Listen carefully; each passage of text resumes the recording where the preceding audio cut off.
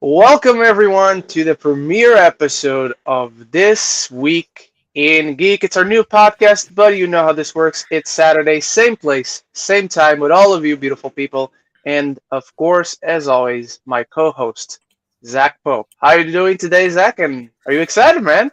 I'm very excited, This is the start of a brand new journey. And just so everyone knows, if for some reason you can only watch part of this, it will be audio only. The audio episode will Yes, go up every Monday. So YouTube's like the every Monday. exclusive place Yeah, first. And then when YouTube actually lets me download the audio, which typically takes a couple days, don't know true. why, then I can grab the audio. So then it becomes Monday. So yeah, so for any reason, if you can't listen to the entire show, that's how it goes. That's And if you're true. watching So this on Monday, then yeah, you yes, can you can yes, go I hope listen to you're listening Spotify. to our smooth, silky voices while you're pumping and humping at the gym for the start of another week. If you're listening to us on a Monday, get ready for Hmm. this week, everybody, because it's an exciting week. And so we're going to keep one tradition from our previous show, and that is the weekly ranking. Except now we're going to have much more time to talk about what we want to talk about. If I find something that I completely disagree with Zach's ranking, I'll be like, hold up, stop, and let's dive into a conversation about that. And then we're just going to approach one topic that is essentially it's not knighting, it's not throwing in the dungeon. That's in the past. We're just going to have conversations with one another about our week, about the big thing that is related to a big release this week. In this case, it is Uncharted. So, since we're not talking about news anymore, you guys feel free to throw any questions about any of the news into That the you live want us to chat talk that about, you yeah, want us to talk about. If you don't want us to talk about, don't talk about them either. yeah. um, And the other thing is hmm, not every question will be answered now because it's a little bit more yes, we don't have streamlined. time. So Yeah. we'll say this: if you want a guaranteed answer, Ren, where can they donate to you? You can donate through the tip link in the description, as little as $1. I think that's the minimum Yeah, amount. Um, and I will say as I haven't minimum told as you $1. this, but Mm. I'm trying to figure out a way to where we can also it's not done yet. I didn't get it done. But when my friends told me there's a site that you can actually like he uses for his live stuff in on Ah. Twitch, but you can also use it for Oh, YouTube to where people put questions okay. in. So like Yeah, instead of yeah. him trying to fucking follow the chat, he'll Mhm. tell people to put questions in there and they can actually donate in there too. So I don't know how we're gonna make that work 100%, but that's something that could potentially come later down the road where it gets a little bit easier for us to Mhm. look at questions. All right, that's cool. That's cool. Thank you for letting Yeah. me know. And Hmm. so, without any further ado, ladies and gentlemen, we'll get started with our weekly ranking. Zach, how was your week overall? Not only in relation to what you watched, but how was your week? It was good. Horizon Forbidden West came out on Friday. I've literally played an hour because I was planning to play a lot more yesterday and I just didn't get time, so I'm hoping to play a lot more today. And then yeah, I mean it was just a busy week, but I only had one screening. The rest of the movies were more something I either seen the week prior that I can talk about, or it was a lot of like nostalgic stuff I watched this week. Okay. Um, so yeah, I mean that's the thing I kind of really liked is because like three of the movies I watched this week were like total nostalgic from when I was like fucking like 5 years old or something. And one was because the Batman's coming out. One was because the Nope trailer came out and it kind of just gave me the mood to go watch that. And Mhm. then I also just love this other animated film. So I guess do you want me to start this week? Yes, please do. Start us off Okay. because I had a very different week than you, but I'll Okay. get into that when Well, it's my turn. Go ahead. let's start out down at the bottom. Uncharted. This is my least favorite movie of the week. Wow. Okay. I only have five That's movies right, to because go. you didn't watch a certain movie that I watched this week. No, and I asked you And you guys, and you told me shouldn't. no. So Uncharted's not terrible. It's just fine. Hmm. And the thing that sucks the most about it is because I love the video games. I love them Same. so much. So for me, it bothers me because I took my friend and he fucking lied to me. He told me he played the games and then afterwards he goes, "I've never played a game in my life," because he knew I wouldn't have taken him. So we were watching the Motherfucker. movie and right afterwards he goes, "I liked it." He goes, I really don't Okay. get why you like the games. And that right there was the single reason why I hated that movie, because it made me think, so people are going to play this, expect to wonder, why do people love these video games? And then they're not going to get it because it's just a fine generic action movie. So I actually made him borrow the first three, and he's playing Mhm. the first one right now, and he goes, man, I get what you mean. He goes, this is like, he goes, it's not as like deep. Like, I wouldn't say this is a deep story. I was like, no, the first one's not deep in storytelling, but like adventure wise, it's fun. He goes, Yeah, it's yeah, fun. dude, the action's really good. Like, he was just like saying, like, he goes, I get why you like this now. Yeah. And that's my biggest thing with video game movies, which we'll talk about. So Uncharted comes in last place. It's not bad. It's just fine. And it absolutely should have been better. Like, that is Mhm. really it. Tom Holland's great. Tom Holland's great.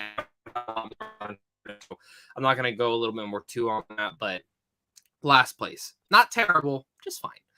Next up, we Mhm. got Dog with Channing Tatum and Lulu the dog. I don't know if you saw this, Ren. Did you? I was supposed to go see it yesterday, but there was a storm here, and people were Oh, advised okay. to stay at home, so I didn't go see it. I Oh, might go see it tonight, but I would prefer to go see it tomorrow. So hopefully my okay. housemates don't mind. I'll say this. What do you expect from this movie? It's Channing Tatum with Oh, dog. so when I heard the premise and I saw that it is Channing Tatum, an actor that I really enjoy, I was like, this could really work because it's a different angle, right? Like usually you have um, that movie that came out a few years ago, which was also really good that not a lot of people watched, which was Megan Levy, I believe that was the name, with Yep. Kate Mara, also Yeah. about her being a soldier with a dog and whatnot. But it's always the soldier with PTSD, which is obviously something we need to Yeah. talk about. It's a real situation. But I found it really interesting how this one is about the dog having PTSD.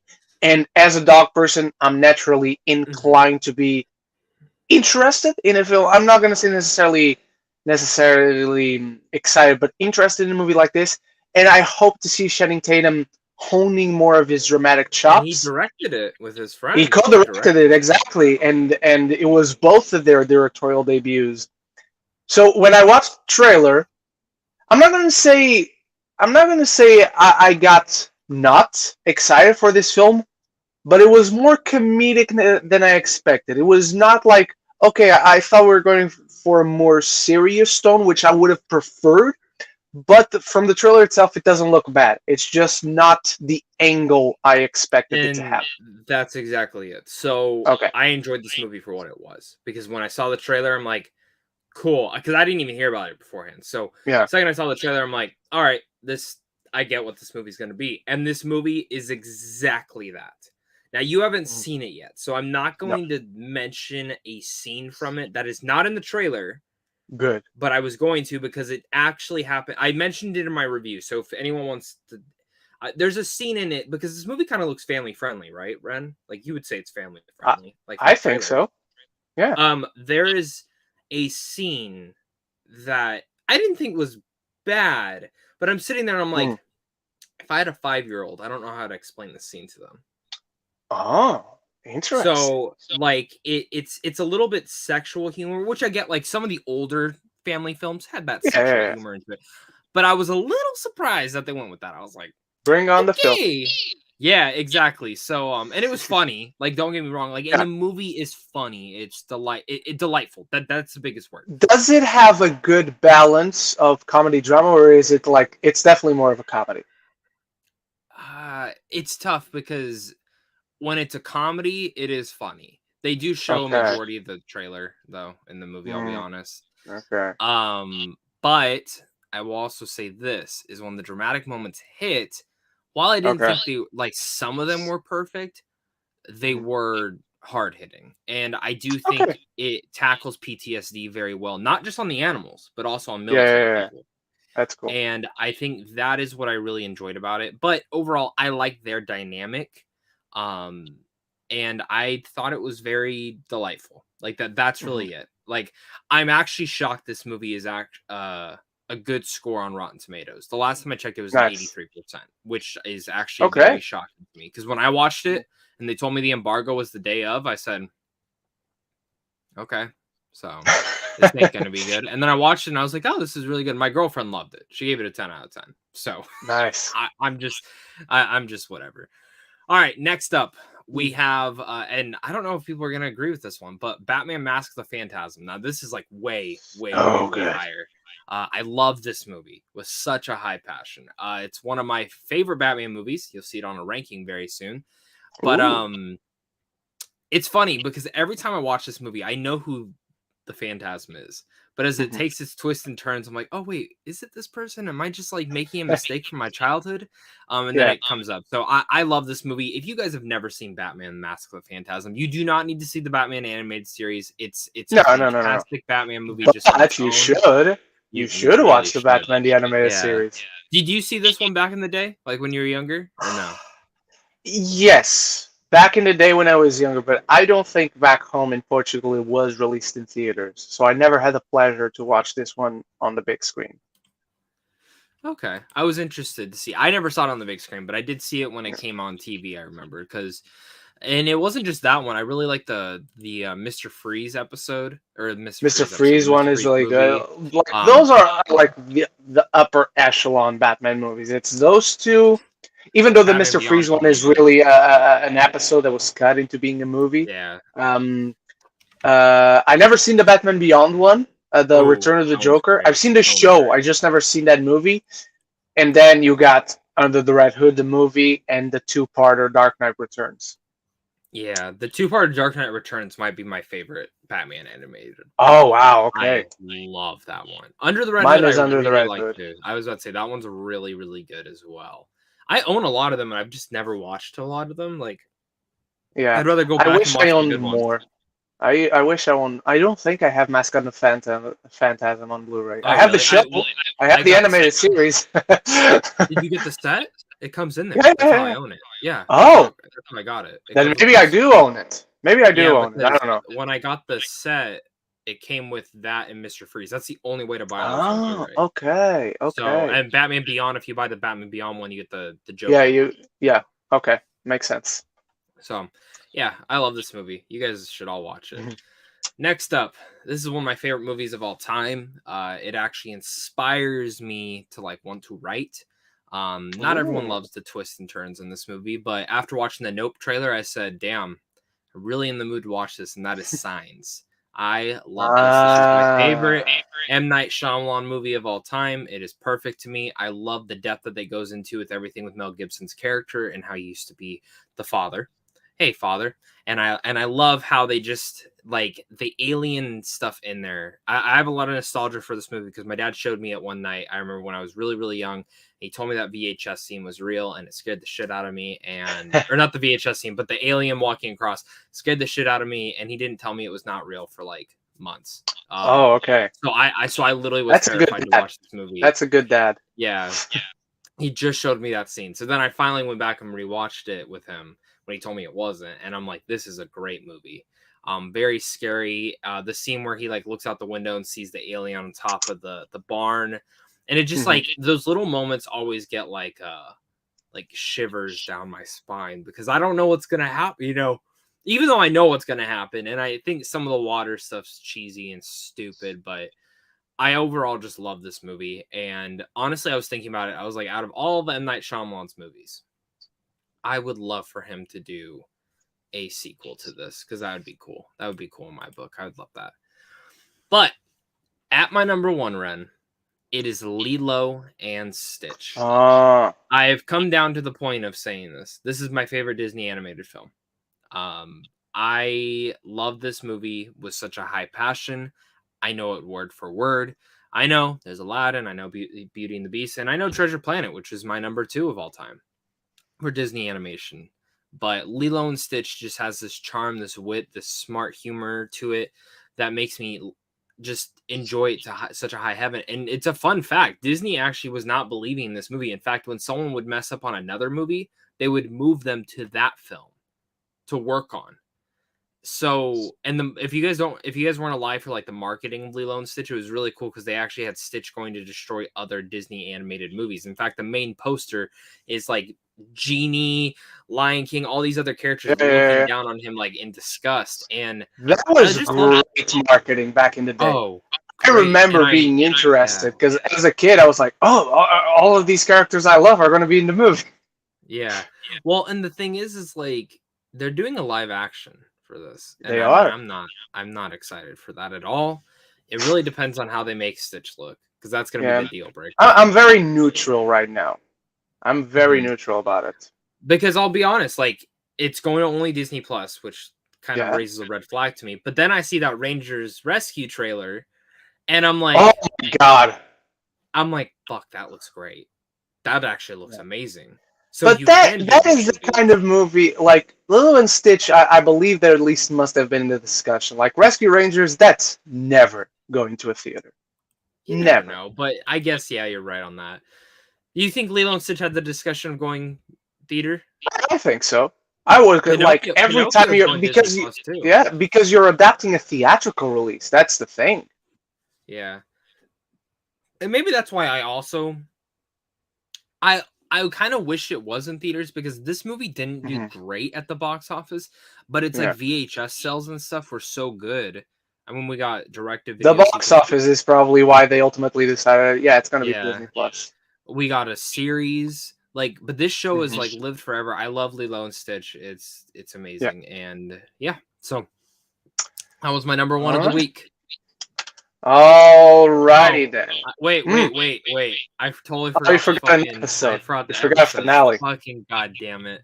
Okay, so move Peacemaker. Okay, this is gonna sound bad. Move Peacemaker's episode finale right after Dog. I love everything else under that, and I love the Okay. Peacemaker finale, but put it there.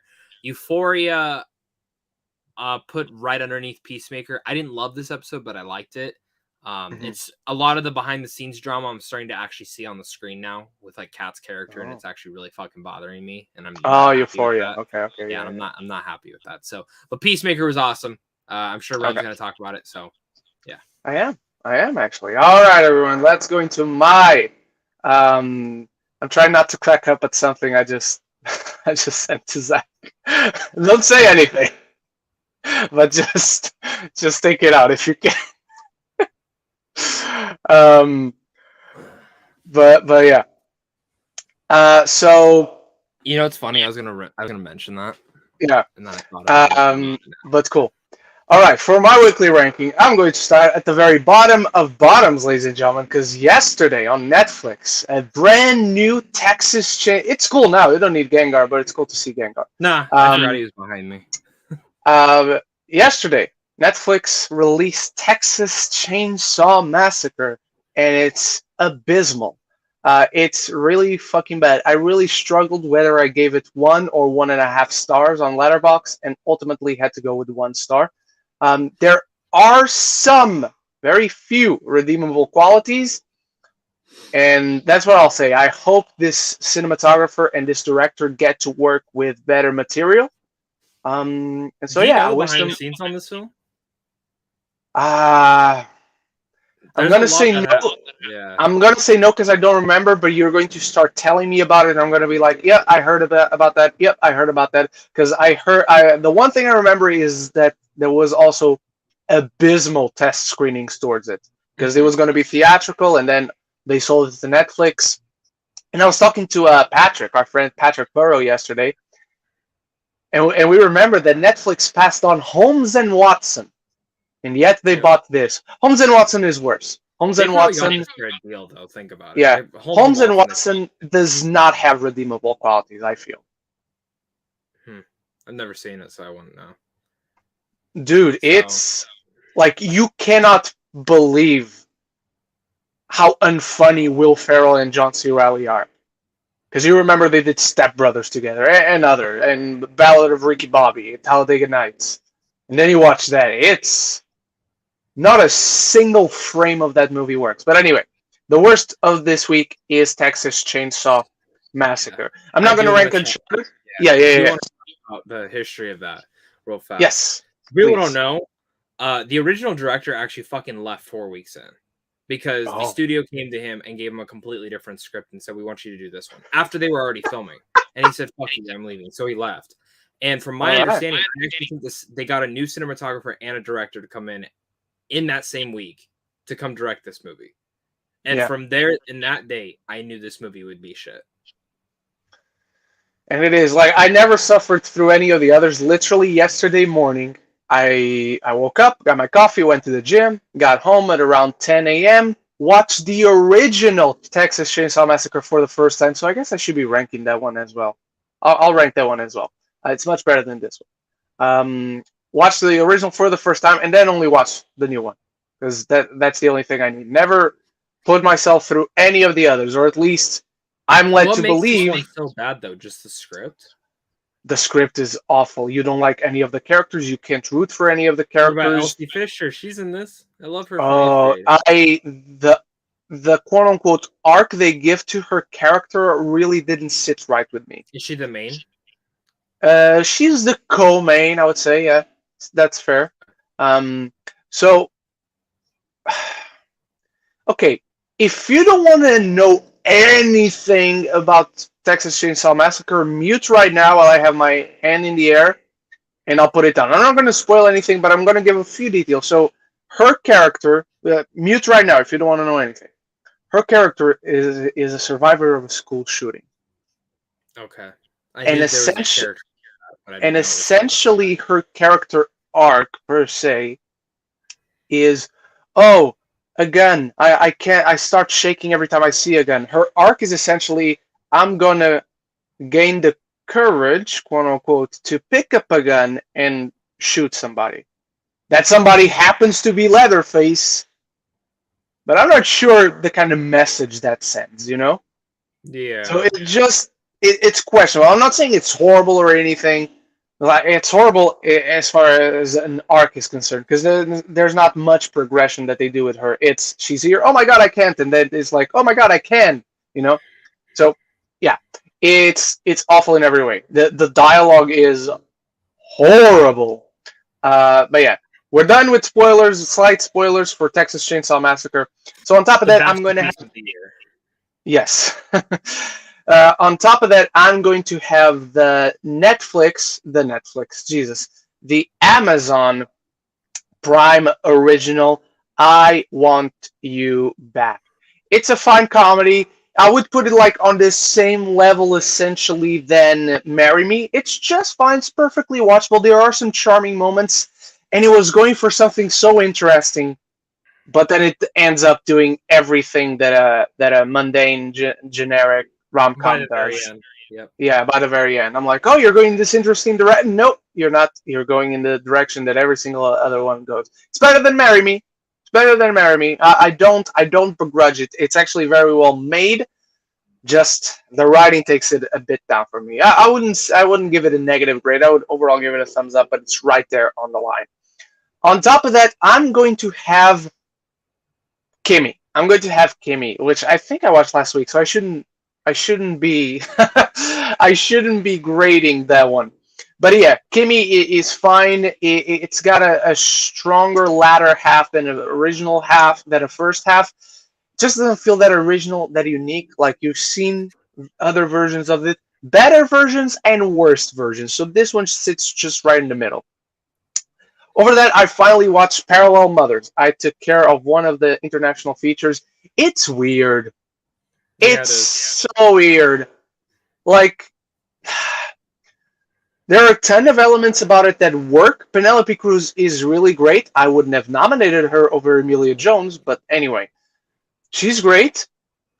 But then it starts to present all these weird ideas that don't mix well with one another, and they feel like they're going for completely different tones.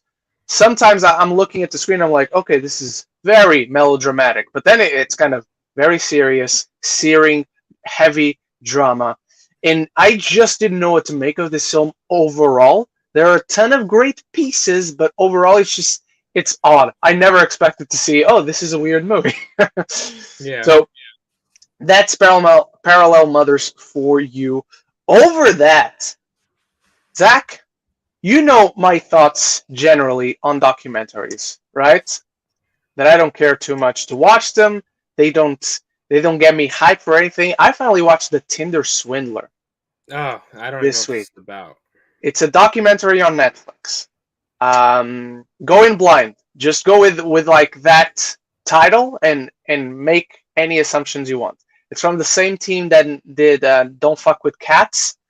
And I Oh, do think, yeah, and I do think that it could have worked even better, like as a three-part show, like Don't Fuck with Cats was. This is like a 2-hour movie.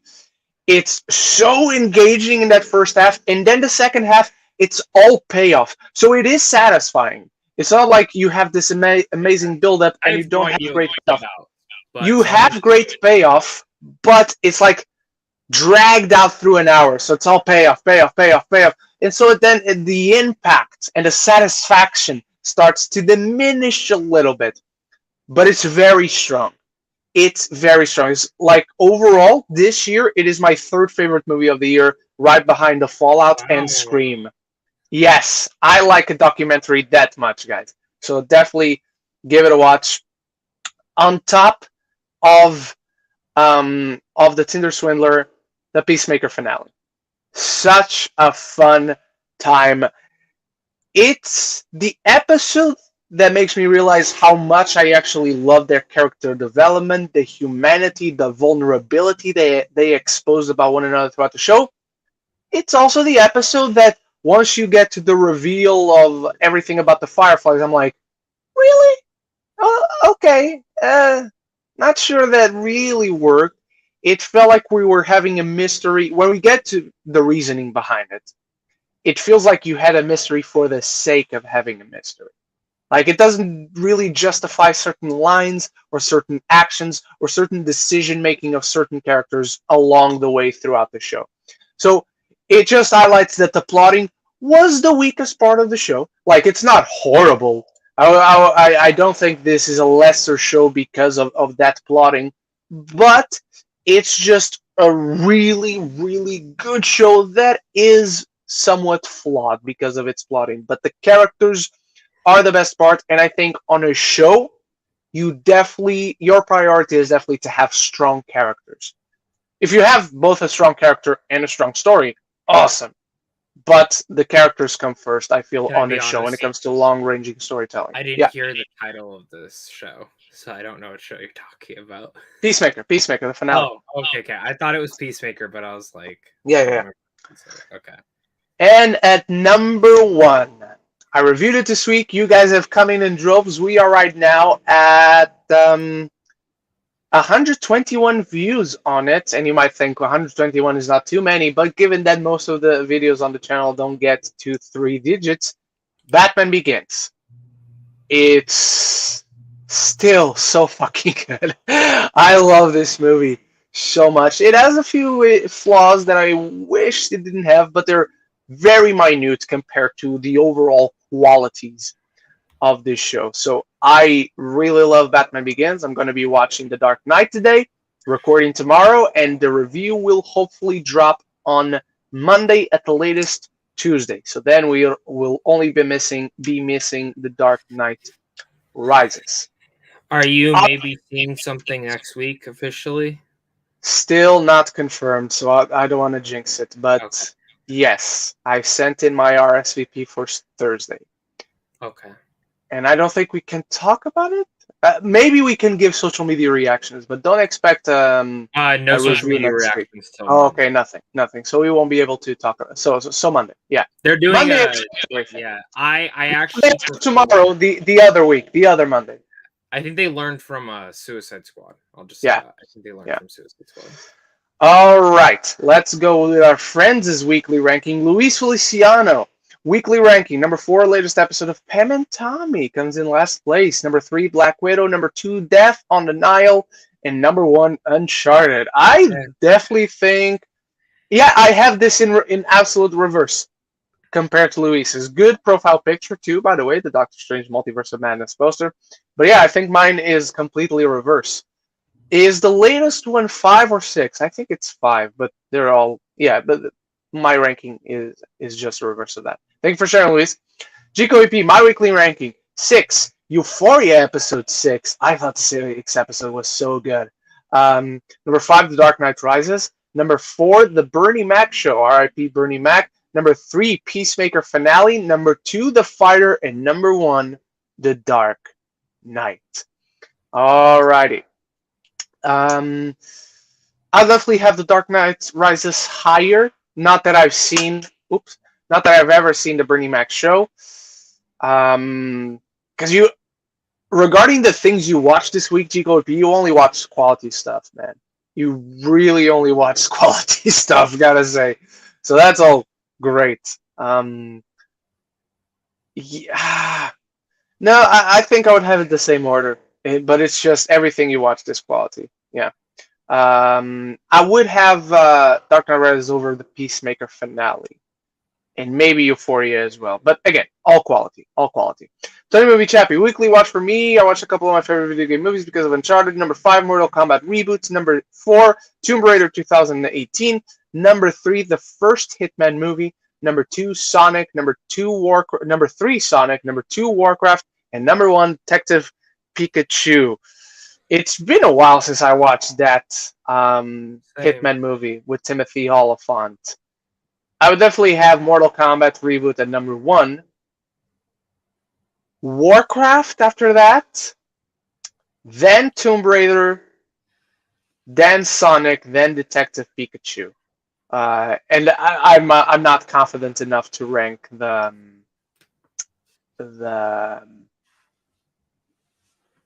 Hitman movie. How about you, Zach?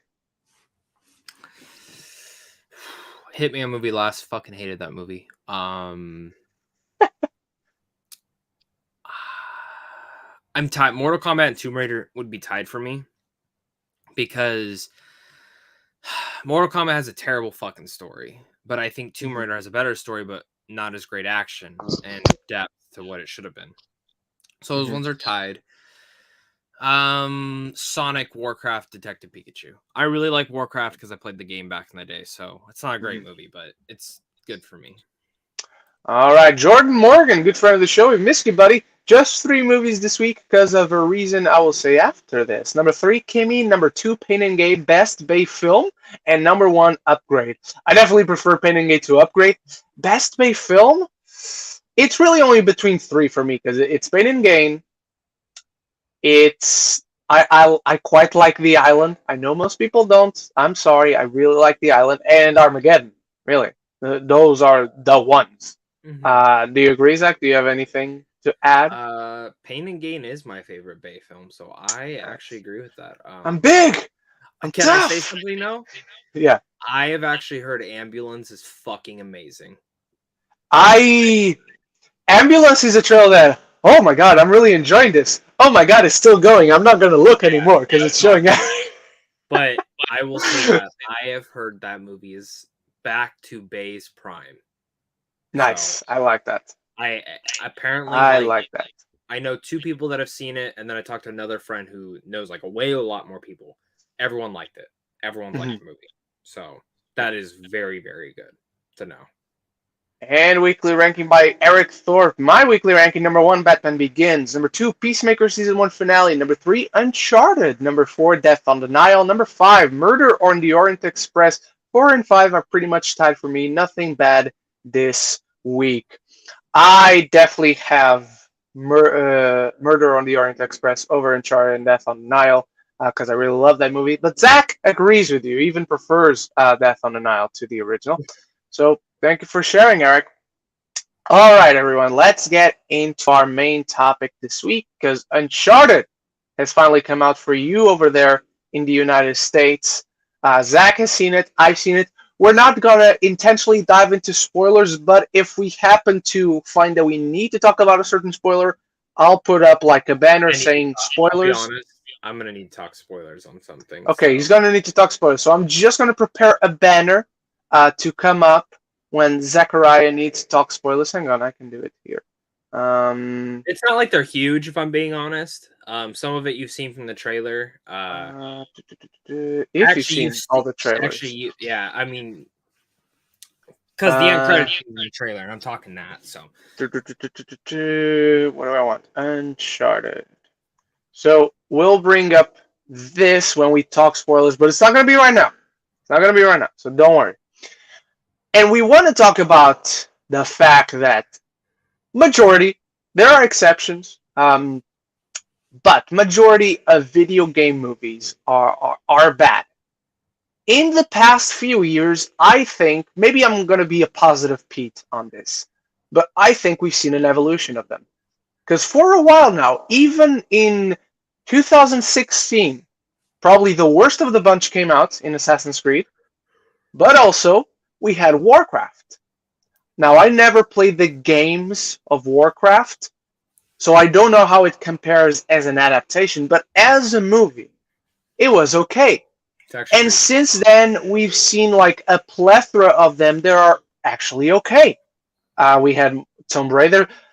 We didn't have one in 2017, unless I'm like blanking completely on something. I can look it up. So check for me. But we had Tomb Raider 2018. That was okay. I really don't like Detective Pikachu, but general audiences, critics in general, Evil, thought it was Final Chapter 2017. well, no, doesn't count that because absolute shit. It's even worse than Assassin's Creed. I can go about that all day. But Detective Pikachu, generally, most people thought it was okay. Sonic. Rampage. I did. There was Rampage in 2018. Rampage was good. Rampage was good. See, that's a good one. Rampage was good in 2018. Sonic the Hedgehog, most people like. At this point, you can make the argument that it's based on the animated series. It's based on the game. Most people like that one. Last year, Mortal Kombat. I really enjoy Mortal Kombat. Not that it should win any Academy Awards or any awards for that matter, but really enjoyable. Werewolves Within. That small indie film. It's technically a video never game. seen it and never heard of the video game. It's really good. Both are really good. And then, but this only relates to movies now, because if you go to TV, The Witcher, it's not just fun. It's not just okay. It's not just good. It's excellent. It's fantastic. Yeah. And I'm sure there are some others that I might be forgetting right now, but The Witcher is like the standard bearer right now. Yeah. But Do you that think one, The Witcher is better than most because it's also they're adapting part of the book? Like it's like they took. That's what I was gonna say. Not only is it TV, that's the thing. Not only is it TV, but also there is like, unlike Sonic. Like I see people, oh, Sonic is technically adapted from the anime. No, it's the game. Period. Because like The Witcher, there is an argument to be made about games and books and all mixed in, because the games themselves only exist because of the books. Like Sonic the Hedgehog, the animated series only exists because of the games. So there's an argument to be made on Witcher. But as far as movies are concerned, Zach, I think Uncharted overall is a step in the right direction. But we've been seeing this direction being maintained for the most part since 2016, where we've seen, oh, it's not terrible, but it's okay. And for a while now, we've been saying that about video game movies it's not terrible, but it's okay. It still hasn't overcome that curse. I think Uncharted does quite a few things better than some other video game adaptations, but also commits quite a few of the same sins. Yeah. What are your thoughts on it, and what do you think like are the lessons that right now we have a good enough pool so we can take away certain lessons from? Now, I do want to mention Lady Aaron said, I know a movie called Ready Player One came out in 2018, but I have no idea if that counts. It doesn't count because it's not an adaptation of an actual video game. Same with Free Guy. Free Guy does not count because it's not an adaptation of a video game. Yes, there's video game elements to it. So if we're counting any video game movie, then you can include video game documentaries. You can include that's where you can get, but this is video game adaptations. I think Uncharted, it's a step in the right direction, but it's also a step backwards because this movie has been in development for almost like 15, 20 years at this point. That's true. That's a good point. Which is insane. That it literally went into development after the first game. And if you read the history of it, it was just one after another. The fact that they had David O. Russell at one point with Mark Wahlberg, Robert De Niro, and Joe Pesci all involved with this film, that's fucking insane to me. Then you get Sean Levy, Travis Knight, and we end up with Ruben Fleischer, who is not a bad director. He's just fine to me. I don't think he directs on the page. Yep, exactly. So my issue with this is I feel like with Uncharted, it's like and I told you this, it's like a bunch of screenwriters who have never played the game, looked up on YouTube, top 10 best moments from Uncharted, and took the lines, took dialogue moments, and it took some of the best set pieces. or took those set pieces and maybe changed them just a bit. Oh, But there's a scene with no, Ethan. those videos of the top 10 best Uncharted moments didn't have anything from game 2. No, no. And Because as I'm watching the movie, I'm like, oh, I'm curious to see what Zach will think about this. Because as I'm watching the movie last week, because we got it first for once, I just want to brag about that while I can. fair enough. I was like, okay, that's from the first game. Okay, that's from the third game. Okay, that's from the fourth game. Where's the second game? Yeah. Which was kind of, I guess the only element they did have is that the movie starts off with him waking up on the cargo thing, where like in the second game he wakes up on the train. And you have Chloe. Chloe is introduced in the second game. But and that's my thing is that like this movie, I would argue, Tom Holland and Chloe got their characters right. Oh yeah, 100%. Sometimes the script was not in their favor, but because of them, it worked. I will tell you right now, I guarantee they have both played the game. I think Sophia and him have even talked about that they played the game. He has talked a lot about playing the game because I just watched, I don't know, an interview of him this past week, and he was talking about how when he was shooting Homecoming, Sony gave him a PlayStation. So right off the bat, that's amazing. Yeah.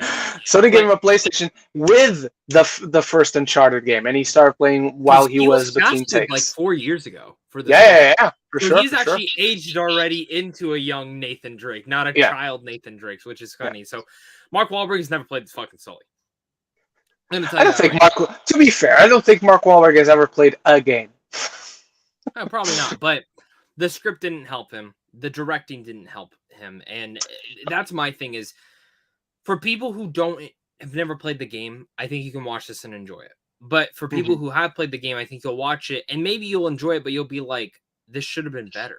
Like, I enjoy this, but there are frustrations to be had. Yeah, and like I do not get why they brought the brother in, Sam. And I'm not gonna get into spoilers with it, but everything with Sam, I was just like, really?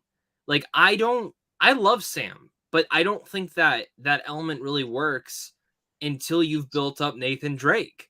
Yeah. Because the way the games did it, and again, it's fine to adapt it in a different way. Now, I would be completely different if this movie was fucking good. I mean, if this movie was great and certain things were different, like say Sully was completely different, or say the story was different. Say Sully was Sully. Yeah, but I mean, honestly, like say Mark Wahlberg was still playing the exact same version of Sully, but the story, everything else was fucking great. And I watched it, I'm like, it's not the version I like, but that's fine. Because at Witcher, Vesemir, right? Was that who his Vesemir, name? Yeah. So Vesemir is a little bit different than he is in the book and the games. But because Witcher Season 2 was good, But he's not fundamentally different. Like, it's still the same character. Like, he is. Mark Wahlberg, like, I like what he did, like, acting-wise. I think he gave a good performance. He's just not playing Sully. Because they didn't write Sully into that script. They wrote... And what I said in my review, and I'm going to reiterate to see if you agree or not, because I said this to you last week, but fair enough, you might have forgotten that.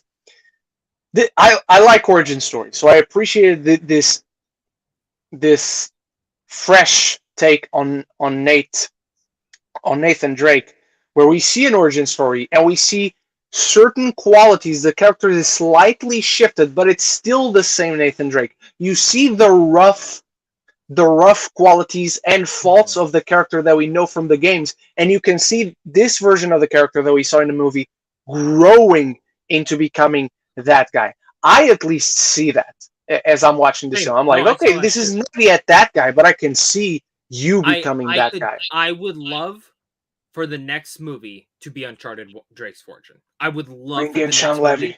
Bring in Sean Levy. Yep. I would love for that second movie to literally be the first game, because it would fit. You could say, like, you could skip a couple of years, like 2 or 3 years, and say that now Nathan Drake's been like, he's a world-renowned fortune hunter. Elena is coming with him, stuff like that. Because I'll be also honest, as much as I love Chloe, I'm in the camp that I think Chloe should have been held. Or since it was an origin story, we should have seen that relationship between Chloe and Nathan. That's a big thing for me, that they did not show that. So there's certain things in there that bother me. But is this the worst video game movie in the world? No, it could have been way worse. It really could have been. Even the stunts and the action, all the visual effects sometimes were terrible. I thought the third act was great. I thought all the pirate ship stuff was fucking fun. I actually really enjoyed myself in the third act. My favorite action set piece was the one in the nightclub in Madrid or Barcelona. That was I don't know, the in bar Spain. scene. The bar Yes, scene. I was like, this is awesome. This is That's right out of every Uncharted. every time it was Chloe and Nate, every time there was treasure hunting happening, I'm like, this completely understands the games. When This Mark completely Wahlberg has a understands fight what. scene in Papa John's. That's not a spoiler. He has a fight scene No, in Papa John's. That yeah. was cool. So, I just walked into a Papa John's. I do want to talk about the end credit scene. So I don't know if you want to put up a spoiler. It's in the trailer. This movie. I want to talk about something in the third act, so I'm going to bring up the spoilers as well for something I want to talk about. But you go ahead. So right now, if you're watching us, Uncharted spoilers. If you're just listening to us from Monday, we apologize. Yeah. The other thing I will say you have the whole weekend to see it. Yeah, I'm almost done ranting about this movie, and then we can kind of dive into like other video game properties and what we want to see them do. Because in a sense, the biggest thing is adapting it for the screen, but making it feel like the original property, but in your sense, your own style. And I think they didn't really go for that in here. That actually worked. But the end credit scene. Can I just say, I'm going to introduce this for you to talk about it, because as soon as that second trailer came out, which I didn't watch the scene, I didn't watch the trailer itself. Zach on the chat, he was always saying, and other members on our chat were always saying, "Oh, that's the fucking post-credit scene. 100% that's the post-credit scene." And then I saw the movie and I'm like, I tweeted it out. Yeah, that was the. And then Zach last week he asked me, "Is that the post-credit scene?" I'm like, "It is." And then someone else asked me on the private chat, "Just tell me something. Don't tell me anything, but just tell me, is blah blah blah the post-credit scene?" And I'm like, "Yep, it is the post-credit scene."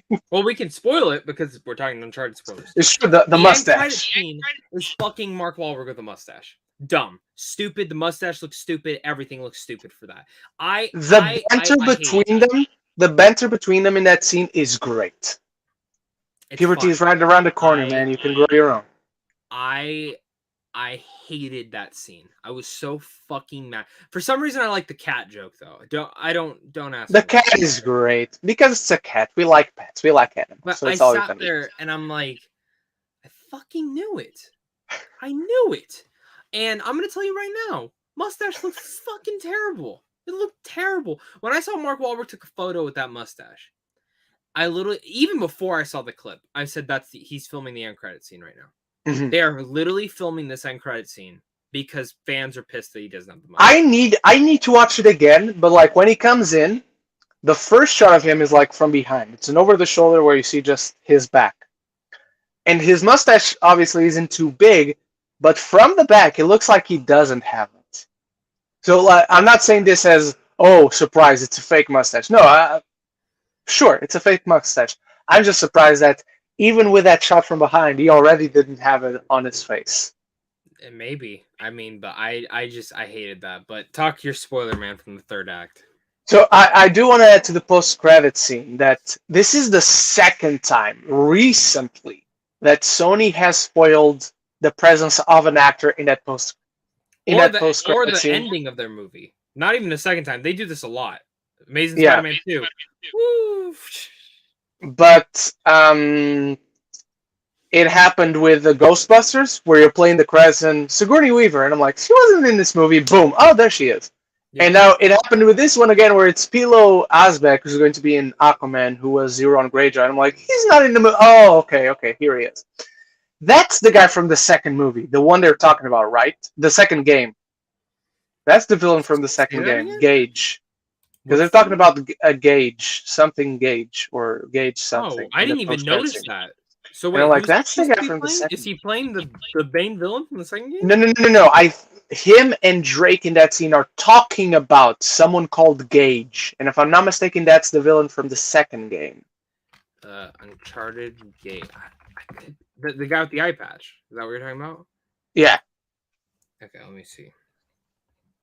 But I want to talk about my spoiler, which it's a very minute thing, but it really grinded my gears because of all the other things that are wrong with this movie, Zach. That is Roman. So Gage is an entirely new character, but Roman is the very first Uncharted. Okay, cool. So you have like Sully is going through his arc where he has to rescind the greed and the gold to grab onto it. You have the classic, oh, grab your friend or grab the thing you've been searching for the entire movie. It's I've seen it before. Happens in Treasure Planet. In Treasure Planet, there's a really great moment where Jim is falling, and John Silver chooses to let go of the treasure and grab him. You know why this works? Because he hasn't grabbed either one of them, and he has to choose. There's a moment in this movie, in the third act, where Nate has climbed all the way to the helicopter where Sully is, and he has to choose between the gold and Nate. Only one problem. He already has the gold in his fucking hand. The only thing he has to do is throw the gold inside the air helicopter where he is standing and throw it in. Here you go. He grabs Nate. Now you can say, oh, he has to throw the gold in the face of the villain girl, which, by the way, is such a big mistake to make her the villain and not Antonio Banderas. Dude, okay, since we're talking spoilers, when she fucking killed him, I literally sat there and I'm like, you just wasted Antonio Banderas. I'm like, what the fuck? Nothing against her. She actually did really good. She reminded me of Nadine from Uncharted 4. The performance is good. It's fine. It's the character. Like, the character is not compelling whatsoever. Like, it's just greed. And you can say, oh, Antonio Banderas is also greed.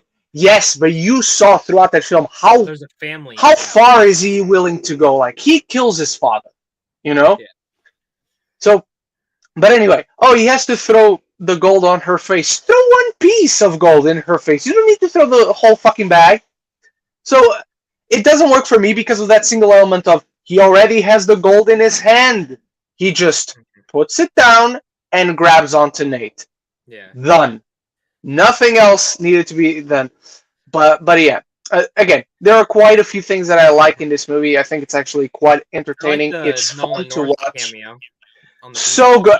And I love the line of, that happened to me once. Yeah. And, so good. And I will say this. I didn't mention in my review. I don't know who composed the score for this, but thank you for you don't? Who did it? Who did it? Ramin Djawadi. Game of Thrones, Eternals. Okay, that's right. Because I'm sitting here and I'm like, wow, this Uncharted score is actually not shit. It's actually not shit. And the way they weaved in, while I would have preferred that a little bit more throughout it, I was like, thank you for weaving this in. Because when it gets weaved in, I was like, this is actually really good. So I want to see a sequel to this. I will be honest. I want a sequel. But I want a better director and I want a better writer. I want someone who knows the thing that's missing from Uncharted. This movie is it's missing the personality of Uncharted. I'm okay with changing. One of the writers is the showrunner of The Wheel of Time. And I don't know. I'm just assuming with what I'm about to say. I'm just assuming, but I'm going to assume that the things that worked writing-wise were because of him. His name is Rafe Judkins. I think absolutely. I want to see a sequel. I want them trying again and learning from the mistakes of this new movie. Of this movie. Of the new movie. I definitely want them. I think it's essential that they get a new director. And I think it's essential that maybe they should keep him, but he's probably going to be busy show running The Wheel of Time. But also, I think it'd be important to bring someone else. At the most, you should have two writers in something like this that work together. I would bring in Sean Levy, because I think he's just I love Travis Knight. I think he would be an incredible choice. Sean Levy is the kind of director where it's insane how much of a fit he is for Uncharted. So he definitely gets my vote because he was also at one point supposed to direct this new one. Do you have any ideas, Zach?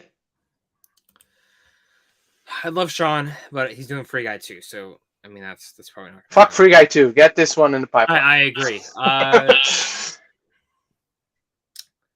Damn, I don't. Honestly, I have a choice, and I didn't love what he did with Venom 2, but I wouldn't mind Andy Serkis. He was supposed to direct Tintin. He was supposed to direct Tintin at one point. Was he? And so Spielberg was supposed to do the first one. Yeah. It was gonna be Spielberg Jackson, Spielberg Jackson, Spielberg Jackson. It was Spielberg Jackson Circus. Oh, okay. That was the Okay. original plan, but obviously that happened. Jackson's another one. I'd fucking love if Peter Jackson did an Uncharted film. No way he does it. Yeah, you never know. Never say never. I mean, they brought a I lot. don't mind being wrong. I'm not saying I should be right, but you know. I'll also say John Watts. I mean, I know he's doing Fantastic Four, but I would also love for him to do an Uncharted movie. That's a good fit. I like that fit. Yeah. I'm gonna also say someone again. Good fit. Do I think this person does it? Absolutely not. Way too busy, and you should keep busy with those things. Jon Favreau. I was just about to say, I also had him too. I have one more, and he's not doing it. He just got announced to do a new film, a new animated film, but fucking Brad Bird. That's a good one. Like writing and directing. That's a good one. Movie. I would fully trust that. Because, like, I know a ton of people don't like this movie. I'm probably the only person who really likes it. But obviously, he did Ghost Protocol, which is arguably. I'm going to talk about Tomorrowland. I've never seen it. Because, like, strip away the sci-fi-ness, but when you look at the core story of that, there's a lot of Uncharted-ness in that. I quite like that movie, so if I could recommend something to you, it would be that.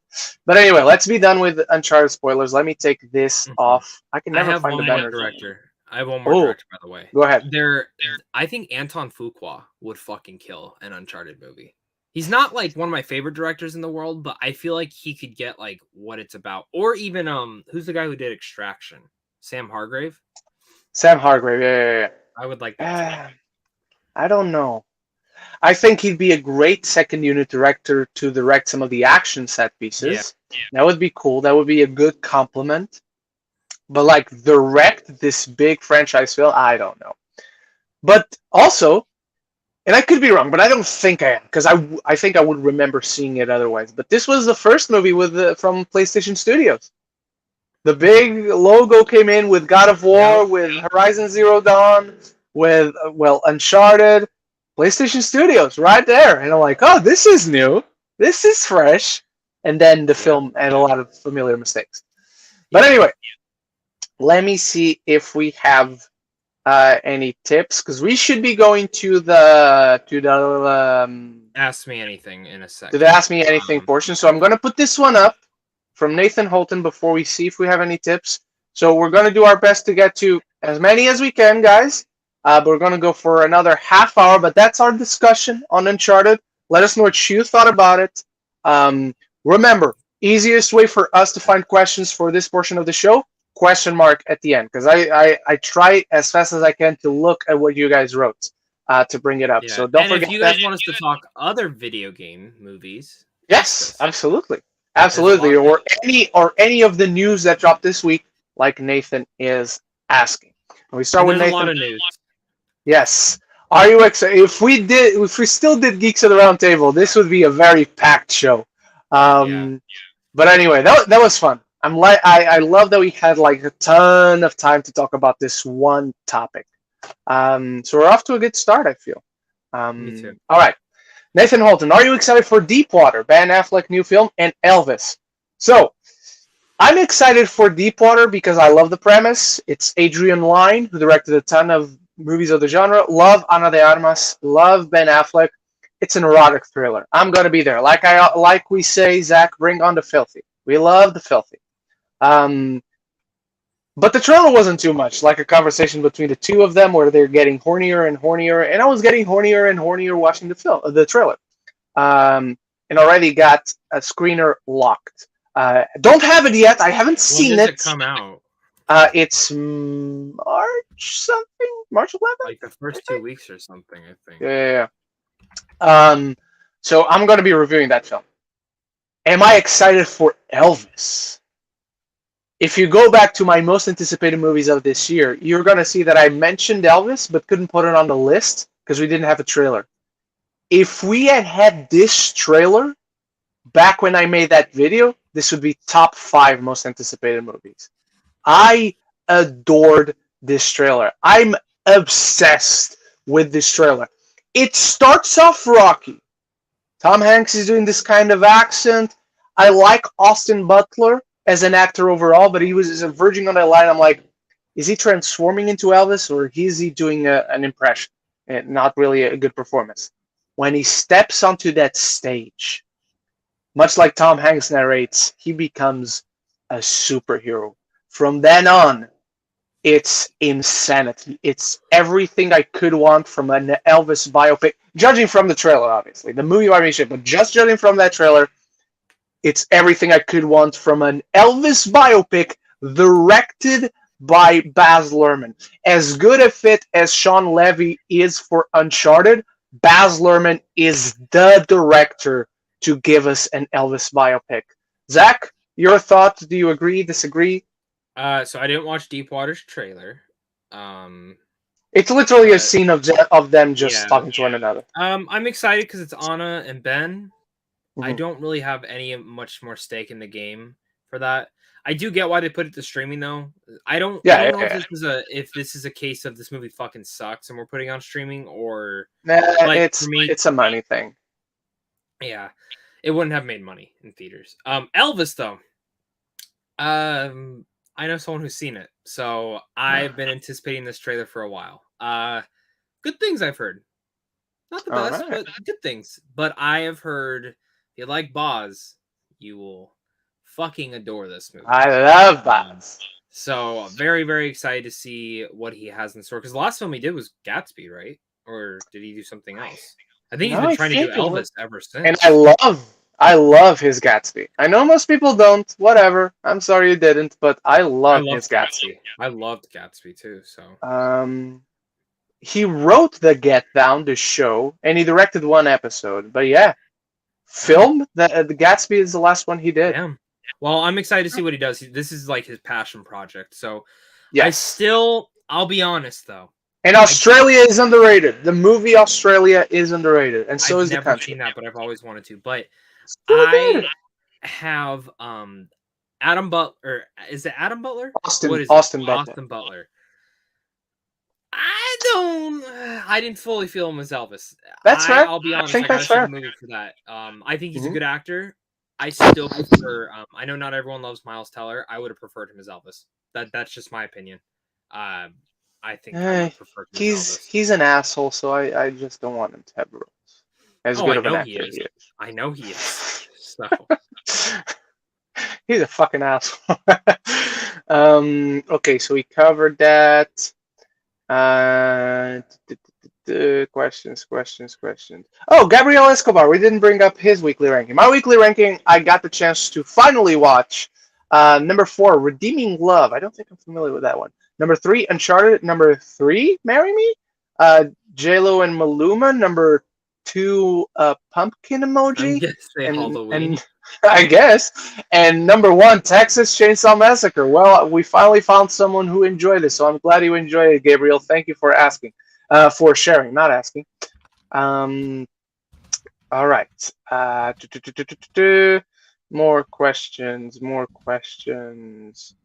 Um, ooh. The worst video game movies I've seen is the Super Mario Bros. And Max Payne. Super Mario Bros. is one of those so bad it starts being good again. Max Payne though, Dude, wow, as someone who holy loves shit. Max Payne video games, I don't know if you've ever played them. As I someone who fucking has never touched those games, oh. that is an awful movie.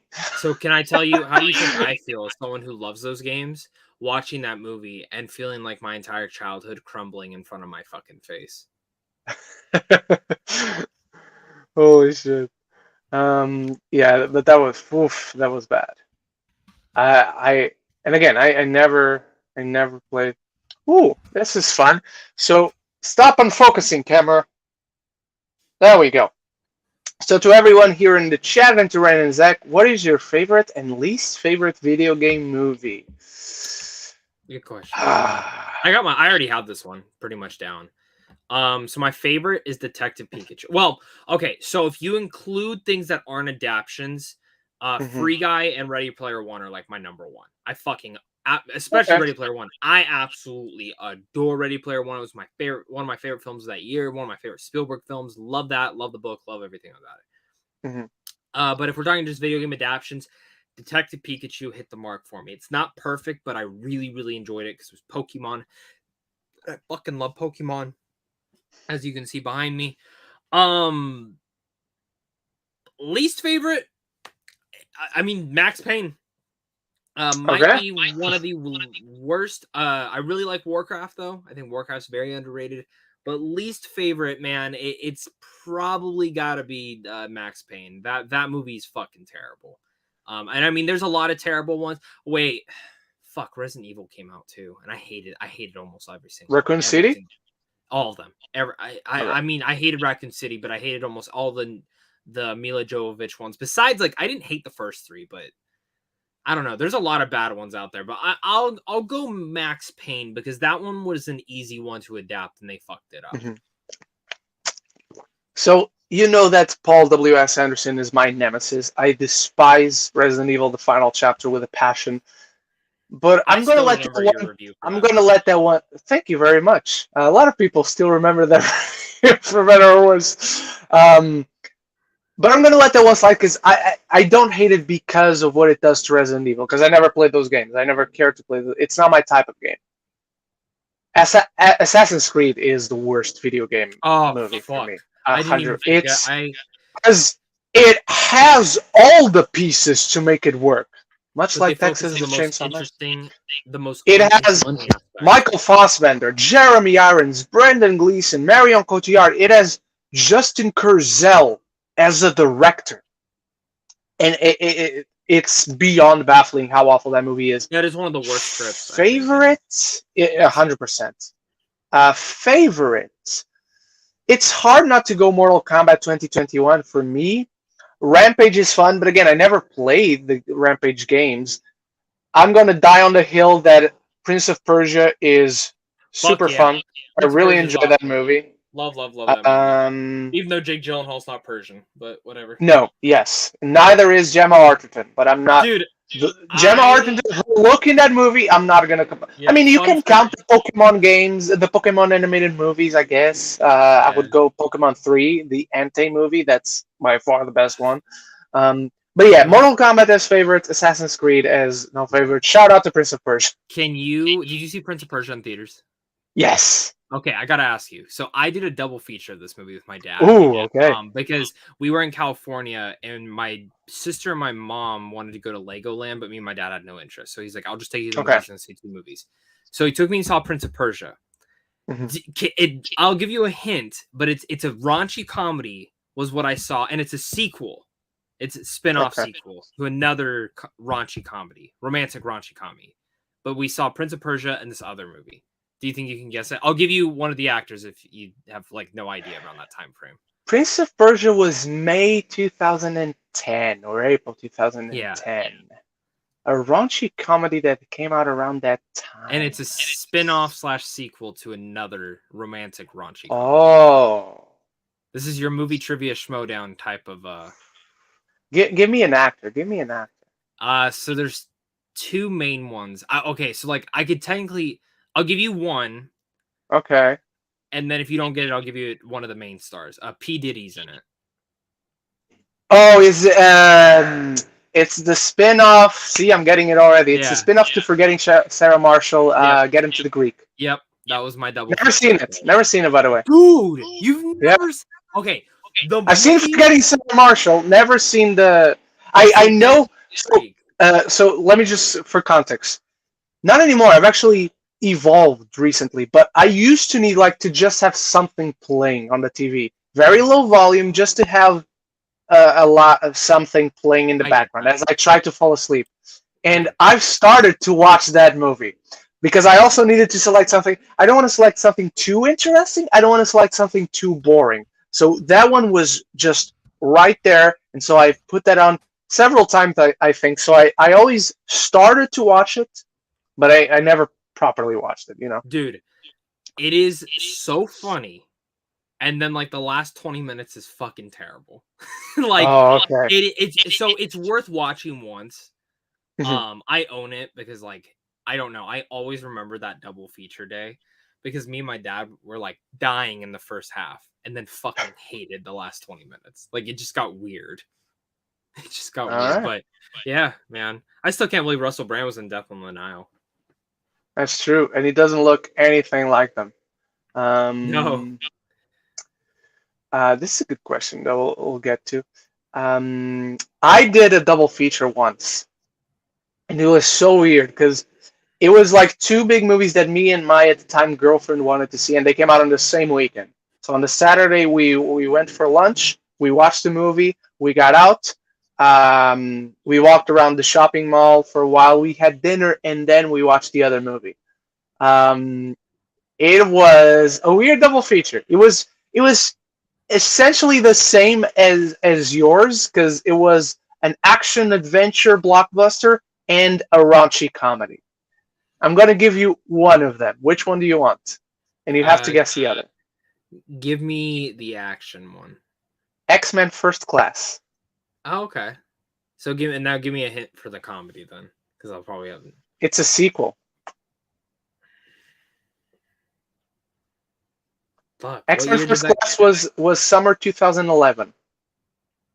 Why do I want to say Grown Ups too? No, it was a good. I'll say this: good. most people don't like it. I like it, and I think you like it too. Oh man, fuck. But it's not like Grown Ups bad. It's based off of one of the great. It's a sequel to one of the greatest comedies of all time. Fuck, man. And the reason why people don't like the second one is because they say it's just the first one all over again. Oh, fuck. I've given you so many hints. Give me a second. I might have to. I'm so bad with. Okay, First Class 2011. So it's a 2011. Yeah. Comedies.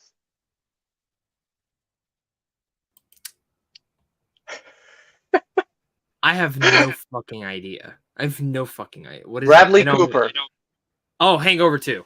Yep, there you go. I fucking love that movie. Better than the first one. Yes! Oh, okay, damn. Not even more than the first one.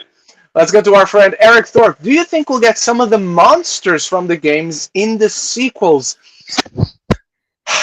So, according to what they've established, they don't give way to you wouldn't guess that this world that they've established would have monsters. I hope they do a course correction and feel free to at least allude to the supernatural element of Uncharted. Because I'll tell you right now, I don't care too much for the monsters in the games either way. Like, I'm not too hot about them. I'm not too cold about them. I don't think they're a detriment to the story. But I don't care either way. But I want them to have the freedom to do it. So I hope in the next one, if they do a next one, even if they don't introduce the monsters, they at least give leeway or allude to the supernatural side of all these treasures and whatnot. What do you think, Zach? So it's so funny because I love all the monsters. I love the supernatural shit in these games. So when I played the fourth game, there's no supernatural elements. I was like, what? What the fuck? And it didn't take me till a second playthrough to actually appreciate what they were going for in the fourth game. But I kind of agree. Like, I'm going to be honest. Like, I was hoping in this Uncharted game that there was going to be some supernatural type of thing, and there wasn't. And in the games, it's built up in a way to where it's not weird. Mm-hmm. The way that this movie was made, though, from the start, it would have felt very out of nowhere if there was monsters. So. Mm-hmm. So I find this comment very interesting. I want to know what you think. I heard one person say Gore Verbinski would have been a good director for Uncharted for looking at the first 3 Pirates movies. What do you think? I have a lot of thoughts on this. So, love Gore Verbinski. I think he's one of the most underrated talents in Hollywood. I fucking love the first 3 Pirates. I got fucking Barbossa's sword right here. And I loved A Cure for Wellness, even though it's not a perfect movie. Gore Verbinski was supposed to do the BioShock movie. BioShock also just got announced to do a Netflix movie. That's right. And I'm very, very interested to see. And there's I still have to play those games. Ren, they are... You can skip the second one. Like, I would recommend play the first one, then play BioShock Infinite. And if you still really like BioShock, then go play BioShock 2. But, like, BioShock 2 is not... Okay. It's fine. It's fun. It's really fun because you actually play as, like, the big daddy thing that you see on the screen. That's what they called me back in school. I've seen pictures as a young child. I can see it. I guess I could see it being called. um, but you still have that one photo of me screenshotted from my birthday, right? You said you The what? screenshotted like, yeah, Yeah, I do. I do. I fucking hate you. So I love Gore Verbinski though, and I was really excited to see what his Bioshock is going to be. Obviously, it got canceled. I really want him to do that movie instead, the Netflix one. Mhm. And the script's done. Like literally, they just needed funding. Oh. I could I have the script actually. Oh One of wow. my friends gave me it. It's really good. It's really, really good. It's weird, but it hones the spirit of it. Okay. But don't get me wrong, if he gets announced tomorrow to do an Uncharted movie, I'd fucking shit my pants. And he would do Mhm. weird. He would do the supernatural. I know he would. He would do supernatural stuff right away. So, I love that. I think Gore is very underrated as a director. Mhm. So if we're looking at the first three Pirates movies, if we're looking even at The Lone Ranger, which I don't hate as much as anyone else, there is an argument to be made for that. He also directed the Mexican, which is not a very good movie, but it gives you a little bit of the style that would seem to fit. He's got a movie coming next year, a sci-fi movie coming next year, Oh, supposedly. really? But I don't know, because, like, yes, you have the first Pirates movie, and then you have everything else that he directed since going down. Like, he's not a Wachowski bad since then, but he's been going down and down, I feel. So I'd be curious, because it's not only a matter of fit, not only a matter of style, but he's got a very unique voice to him regarding being a director. So I'd be curious to see an Uncharted, and if he could make an Uncharted that is different from his Pirates. Yeah. So yeah. Lady Ren, since there was a brutal windstorm where you live yesterday, were you staying safe? Yeah, I'm just staying inside. Like, if you went out, it was very windy. But if you were inside, it's fine, really. At least here, in my place. Might have come from where I lived, as the U.S. Northeast got a brutal windstorm as well. It was called Storm Eunice? I think that was Storm Eunice. So I don't know where it came. I didn't even know there was a storm, because, like, I got out of the gym yesterday and it was windy as shit. Like, I had to stay like this to hold myself in place. I couldn't relax standing up. And so I got home and I turned to Bruna and I was like, "Fuck, it's windy as shit out there." And she was like, "Oh, it's because of the storm." And I'm like, "There's a storm?" "Yeah, and we've been advised to stay at home. We can't go out to see dog tonight." I'm like, "Well, that sucks." So yeah, but inside the house, it's perfectly fine, honestly. This question. What are you guys' thoughts on the Multiverse of Madness trailer? I have not talked to you Especially, about this trailer. Yeah. we have not. Especially a particular appearance from someone. It looked like Marvel let Sam Raimi do his thing, and I'm ready. So, visually, this movie looks insane. And since this trailer came out, I've talked with a ton of people about the stuff we see, stuff we listen to, the stuff that I know that is not shown in this trailer. Tons of things are teased in this trailer. Like, particularly the one, let's just talk, Patrick Stewart. Patrick Stewart, Professor X, is back. I've been keeping this information since last summer. Like, that he's going to be in this movie. And there's a ton of other pieces of information that they've not shown. But they're diving full into the madness, no pun intended. They're diving full into the weirdness and kaleidoscopic, fascinating thing that is the Doctor Strange character and his run in the comics. I love this trailer. I wasn't even going to watch it, but after a while, I'm like, okay, I'm seeing all this shit on Twitter. I'd rather just see the actual trailer. And I loved it. Like, I've watched this as many times as I've watched the Elvis trailer. What did you think, Zach? What are your thoughts on this trailer? Well, my number 2 of the year was Lightyear. I'm still really, really, really, really fucking excited for that. But not this. Doctor Strange bumped up to 2 after this trailer. So for people who don't know, Sam Raimi is like one of my favorite directors. I love The Evil Dead. That's my favorite horror franchise of all time. Darkman was really cool, and I love the Tobey Maguire movies. So I've always, anytime Sam Raimi is producing, directing, I'm always going to be there. This trailer felt like a Sam Raimi movie in so many ways. The palette, the camera zoom ins, like the shot going into Scarlet Witch's eyes, which I can only imagine is Professor X going into her mind, because as we've seen in other X-Men movies, when Professor X goes into someone's mind, it goes through the eye. So that makes me really, really excited. But it looks scary. It looks awesome. And apparently that is Shuma Gorath, but they don't have the rights to use that name, so it's Gargantos, which... So yeah, that's what I found out about that this week, is that Marvel does not own the rights to Shuma Gorath because the original comic book creator does. So they used Gargantos instead, which that's fine. Cool. Whatever. I don't give a fuck. That thing looks cool. And I love Shuma Gorath, and I'm going to forever say that is Shuma Gorath. But this trailer was $1 billion.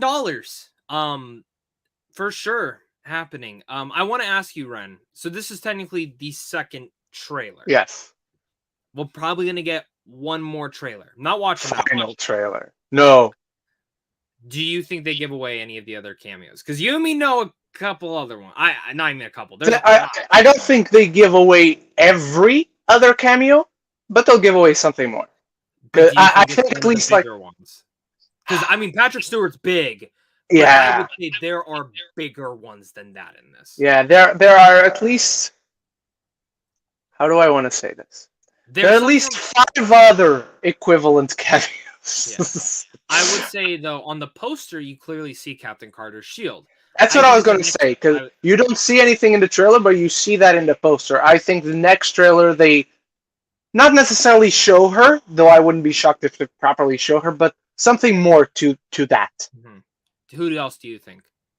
Well, I mean, you know. So do I want to say who else do I think? No, because there might be people who don't know. There's a lot of stuff out there. I mean, if you really want to look into who's in this movie, you can. Guys, I would say this. From now on, mute the words, the hashtags, every variation of them. You've seen a ton. They've teased you a ton. Analyze these trailers. Have fun with them. You don't want to see any more until you properly see the movie. I'm going to ask you in the private chat. So this is the one that I don't know about. I have heard one thing that this person is in it, and I have heard one thing that this person... I think I know who you're going to ask me about. Do you? Mm-hmm. Yeah. I've heard both things. I've heard... That's my thing. I've heard they shot something. Okay. And I've heard that they're, after all, backing up from including it in the movie. That the reshoots, they found other things to include it. Okay. To include.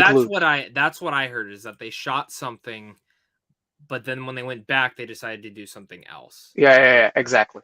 The character. So that's what I heard. So okay. But yeah, there's a lot in here, guys. There's a lot. And all I will say is I really hope Sam Raimi sticks around in the MCU afterwards. Whether he does the Doctor Strange 3, that'll eventually probably happen. I'll be honest with you, Ren. I'd fucking love if Sam Raimi did Secret Invasion. Or not Secret Invasion, Secret Wars.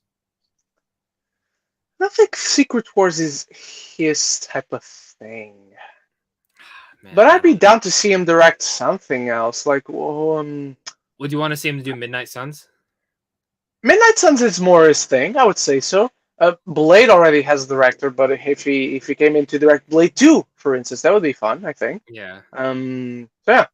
All right, Jordan Morgan. So Ren, I only watched 3 films because I've been watching This Is Us again. Last night, it was season 2, episode 14. I don't want to say to the spoilers, but if you know, you know.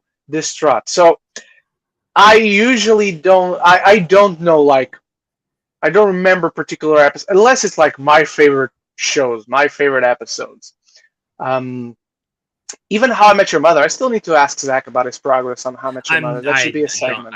I haven't watched it. Damn it! I'm busy.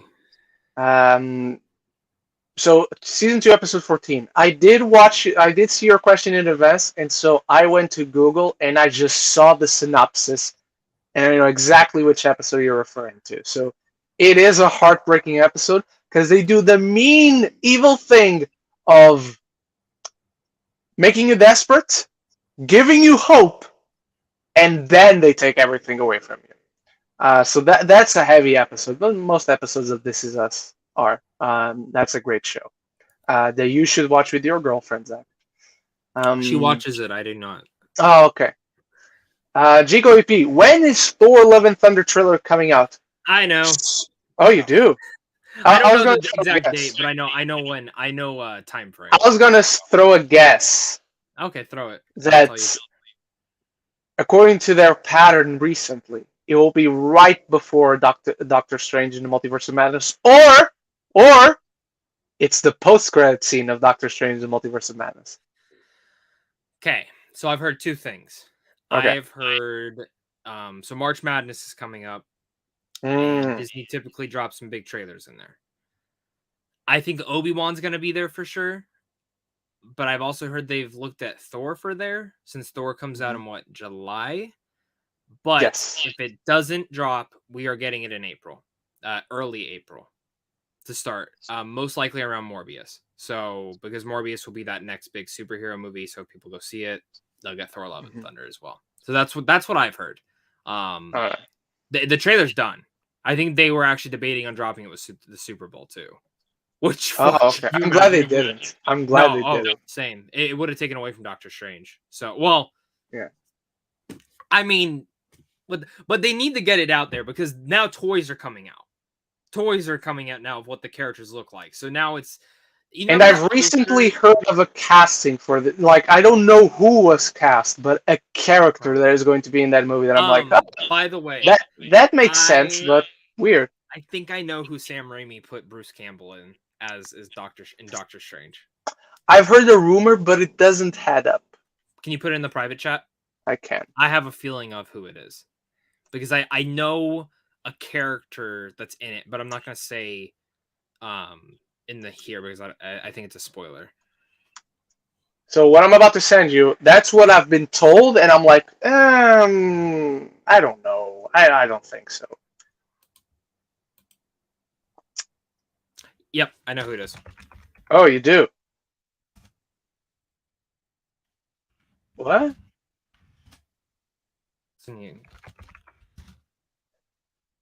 Oh, that's not the name.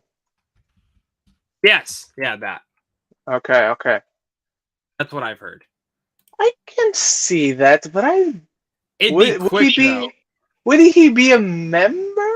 I don't think so. I think he is a member. Maybe he works for them. No, watch your words, mister. It's in the trailer. But a lot of people don't know what that is. I barely know what it is. I don't even know what the fuck it is. I can get it. I literally I pre-ordered or ordered a comic for it because I have no idea what the fuck it is. Yeah, it's good. They're in Planet Hulk. You've got Planet Hulk. And they're in World War Hulk as well. So I get like the concept, but I don't get everything of it. Yeah, that's natural. Jordan Morgan, could you imagine if we had Dan Fogelman in the Euphoria writing room with Zendaya and Hunter involved? So last time we had Zendaya and Hunter involved, I don't like those episodes. But I think Dan Fogelman, for the most part, for the past 6 years, he has proven he is a great writer. He also had one of the worst movies I've ever seen in my life, and that is Life Itself. Yeah. But for the bulk of This Is Us, he has proven that he is a great writer. I don't know if Euphoria is his thing, if it's too heavy for him, because as much as I love This Is Us, it is a bit idealistic. I actually wanted to ask you a question with this now, bringing this up. I don't know if you read that article, Sam Levinson, and everything kind of going on behind. Didn't read the article, just read the quick screenshots that are posted on Twitter. That's some pretty bad shit. The 15 to 17 hour shoot days, that's bad. Yeah. That's. I'm gonna ask you really bad. if for any reason Sam Levinson got kicked off, who would you want to see direct and write the show? Oh. I'm not saying it's gonna happen. No. But I think changes are coming because especially with what was the strike that almost happened? I'm pretty sure the work days legally cannot be 15 to 17 hours. Yeah. So. I don't know, because I don't know who's a fit for this, because I don't think there's anything like Euphoria. That's the thing. Euphoria is so unique. Do you have any ideas? Ari Aster was the first one that popped in my head, and I don't know why, but I don't know. I don't. But I'm not a fan of his in general. Like he's a very good director. I, But everything else about his movies. I mean, if one I'm of his being movies. I like honest, the Midsummer. first thing that actually did pop in my head is Zendaya, but I don't think she's there yet to do it. No, not even close. I think I love her. Amazing actress. Let her dip her toes. Don't put Let her her in a direct an Simon episode here and Kinberg. there. Yeah, one. Don't put her in a Simon Kinberg position where my first movie is going to be an X-Men movie, and the final one at that. But if I'm being honest, and I will say this, she did help write that that episode they did during COVID, and Hunter Schafer did write her episode. Yeah, And I and thought I the hated writing was her actually. episode. Oh, Oof. you did. Oh, I really liked. I'm like, great actress, and a writer she is not. I thought the episode, the Rue episode was okay. Okay. I thought the not Hunter. What's her name? Jules. I thought the Jules episode was awful. Sometimes Just I forget their awful. names, and then sometimes I forget Yeah. like who they play, and I just say the actors. Yeah. And Jules is an awful character. I couldn't hate that character more. It's her and Nate Jacobs. I want them both to die. Ruin Nate? No, Jules and Nate. Oh yeah, I don't like Jules. Is pissing me off too. Rue, I love. Like she's pissing me off for the right reasons. For sure. But yeah, Lady Aaron, Ren Zach, what is your? Ooh, let's talk about this, ladies and gentlemen. What is your opinion on the Oscar hosts this year? Do you like them, or do you think it could have been? They could have been so much better. What we talked about, me and Zach and a few other friends, was when this came out. Like I love Wanda Sykes, and Regina Hall is a good actress. I don't feel particularly strong about her, but she's a good actress. Amy Schumer, though. Because we're talking about the host is supposed to be someone who the general audience is at least somewhat attached to. So they see that person, oh, this person is going to be at the Oscars? I'm going to watch the Oscars. As much as I love Wanda Sykes, as good an actress as Regina Hall is, they're not names that are in the limelight. They're not names that the general audience is attached to. And Amy Schumer, if anything, she's gonna deter people from watching the Oscars. Whether you're talking about hardcore or general audiences, like the decision making behind this choice is just baffling. I don't get it. I don't get what thought process went through them to go. Let's go with Wanda Sykes, Regina Hall, and Amy fucking Schumer of all people. And they passed up John Hamm. John Hamm was in the running. Yeah, and the people from Only Murderers in the Building were in discussions, but scheduling conflicts. Just reschedule the Oscars. That's what I say. But yeah. Not good. Wanda Sykes, I'm fine with. Regina Hall. Wanda Sykes is good. She's good. But Amy Schumer is the one I was like, really?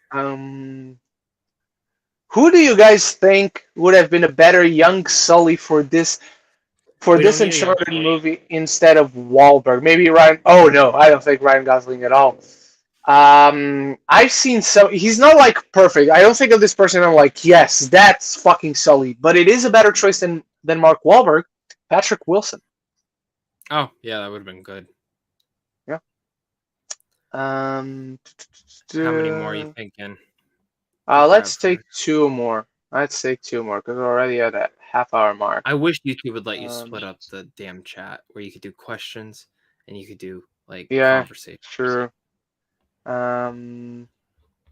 Let's go all the way down to the chat to see if not to the chat, all the way down the chat to see if there are questions. I like the latest Jake Slitter. Why the fuck is Amy Schumer hosting the Oscars? I mean, we already talked about it, but it's a great question, Jake. Thank you for asking, because our podcast. Answer, unfortunately, when I was doing the audio, it said, "Are you clean or are you explicit?" And I had clean for a bit, and I was like, "No, we cuss, so it's explicit." We cuss, as we should. Lady Aaron, Ren Zach, I heard a rumor that the Halo TV show already got a second season before the. Okay, we'll take two more after this. The rumor is true. It is true. It was officially announced. It's not a rumor. It's real. Yeah. It bodes well. It bodes well for for the first season. As someone who has never played the game, it bodes well. Zach, are you happy? Does this give you more confidence? Well, I found out who directed the first episode of Halo, and Oh, that is it a known name? yeah, and it didn't make me happy. So let me go pull him up for you so you can also feel how I feel on this. Let's let it load. So it's a man by the name of Otto, and Otto he Octavius?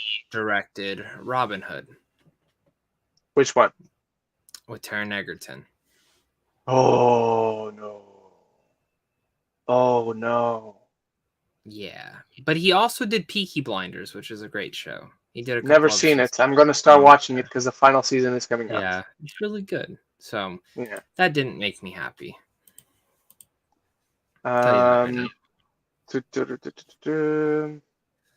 Questions. Let's go all the way down to the chat as well. Okay, let's get this one. Ren and Zach, if you could adapt a video game into a movie, what would you love to create? And hang on, if you could adapt a video game into a movie that you would love to create, and even so, if you could direct a video game adaptation, what would it be and why? It's hard for me not to say God of War because that's my favorite, but I don't know if I'm a fit for God of War. And starting out, I shouldn't direct God of War.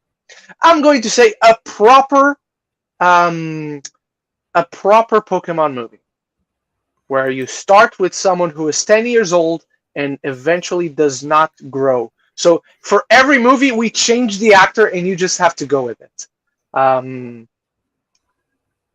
So yeah. That'd be good. Oh, by the way, I think I know who. I mean, we've talked about who should play Kratos. By the way, I saw someone do a fan art of Abdul Mateen as Kratos, and I was like, "Holy fucking shit!" I would love that. Yeah.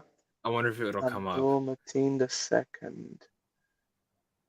He is 35. So depending, let's say tomorrow, not tomorrow because it's Sunday. Let's say Monday, they cast him.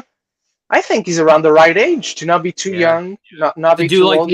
One, and then as he gets older, they can do God of 4. I'm not finding it. I just searched for Yahya Abdul Mateen II Kratos, and nothing is coming up. I don't know where I saw that. I think it was Instagram. I don't know. It was good though. I mean, it's literally just a picture of Kratos and a picture of him side by side. Someone put like the paint on him and everything. Okay. Yeah, for me, it would be a proper Pokemon movie. How about you, Zach? I mean, they're already doing The Last of Us, so I can't do that. Can I say The Last of Us Part 2? Well, that's kind of cheating. Okay. Honestly, I mean, they're doing BioShock. I would love to direct that film because BioShock's like one of my favorites. Honestly, no, actually, I would do I do Gears of War because I would love to do Mass Effect, but the thing about Mass Effect is I envision that more as a show than a movie. And it's already rumored that Amazon bought the rights to it, so to do a show, and same with Fallout. So I would definitely do Gears of War. And I would do like Dave Bautista. Like I would go full on like Zack Snyder style, but in my own take of it, with a more emotional storytelling to it. But I would do Gears. All right. Let's finish off with this one. Hizzy Hey, good friend of the show. Obviously, Ren and Zach didn't have a divorce. If you did, what one thing would you fight to take from one another in the settlement? I'd personally go after Ren's Power Rangers.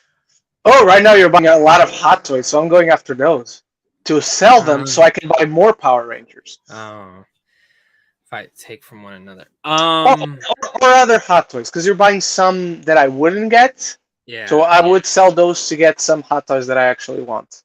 Let me see. I just got Kylo. That one's cool. Yeah, but that one I have. Well, so I have, so I can sell yours. I have a Hugh Jackman Logan one. Oh. It's not like technically Hot Toys, but it's like another brand that's like just like it. Oh, okay. Cool. I don't know. You have a lot of cool statues in Portugal that you've like shown me, like when you turn the camera, like a lot of video game ones that I want. Because I bought a lot of collector's editions. That's true. Yeah, so definitely that's probably what I would take from the divorce. That or you also have like you have a lot of like unique comics or like Marvel like your fucking Fin Fang Foom. I'd fucking steal Yes. that. I'd fucking steal that first probably. Did I you know that I only have that figure thanks to someone's kindness? Oh So, really? quick story. That is one of those build a figures where you have to buy Yeah. all the Marvel Select Yep. figures, Marvel Legends figures to build that. So I bought 5 out of 6 figures that For had the just Fin him, Fang or Foom. did you want the figures too? No, I wanted the figures. So I was only missing one figure that had one. I think it was one of the legs, but it might have made one of the legs or one of the arms. And for like a year, maybe 2 years, even I was like, I don't have the completed thing. I think it was one of the legs because he couldn't stand up, so I just left him to the side. And then I went constantly to my comic book shop. It was a monthly thing where I got my comics. And then I talked about a ton of the figures when I started doing YouTube and whatnot. And this random person that I saw every now and then that I just said hi to, I didn't like properly know the guy. I just was cordial and saw him every now and then. And so we started chatting. And from 1 month to the next time I was there, he was there and he was like, "Hey, here's the leg of the Fin Fang Foom." And I'm like, "You serious?" Yeah. And he's like, "Yeah, I don't use it. You're missing it. I'm missing the whole rest of the Fin Fang Foom, so you take it. You're using it better than I did." So I got the leg just because the guy was kind enough to give it to me. So I have a bunch of those like I sold, for people who don't know, I sold a bunch of Funko Pops and a bunch of Marvel Legend figures. Mhm. So but I took them to a store and I had all these like arms, legs, fucking half the body built shit. Yeah. And I'd sold it to them. I'm like, dude, and there was like a couple he didn't want. I'm like, just have them. Just give them to fucking someone who comes in. I don't fucking need it. You know what I mean? Like what Yeah. the fuck am I supposed to do with a fucking arm? Like just Yeah. fucking take it. So those are really cool to build. That's They why are. I'm getting out of the Marvel Legends though, because it got to the point where if I just wanted to build a figure, but I hated all the other figures, I would buy all the figures and then I'd have more figures for no fucking reason. Yeah.